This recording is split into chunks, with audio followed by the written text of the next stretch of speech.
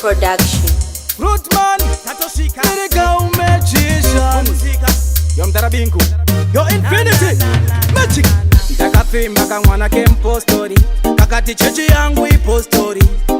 Ndikati chikururudo, chinu wani chakazoneta. Chinu chese kaiti, hemeni. Chinu chese kaiti, hemeni. Unochika pizza here, hemeni. Ndakuona tete vangu here, hemeni. Chinu chese kaiti, hemeni. Chinu chese kaiti, hemeni. Unochika pizza here, hemeni. Ndakuona tete vangu here. Chimwe chinu chandaisada, aimondidedza chiti madzibaba. Ndikati yatitorwe selfie, hanzu chechi kwedu atipinde mukaba. Aiita sebenzi, ndaishingirira asi dzakapera patience. Ndakamboti kuteni kwedu kune party, akauya akapfeka kemenzi.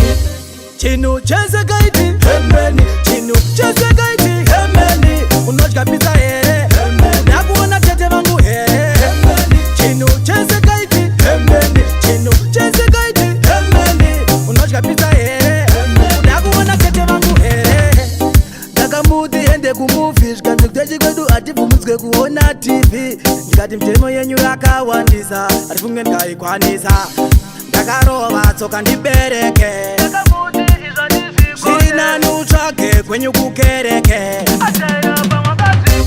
Chinu chese kaiti, hemeni. Chinu chese kaiti, hemeni. Unodya pizza here, hemeni. Ndakuona tete vangu here, hemeni. Chinu chese kaiti, hemeni. Chinu chese kaiti, hemeni. Unodya pizza here, hemeni. Ndakuona tete vangu here. Chimwe chinu chandaisada, aimondidedza chiti madzibaba.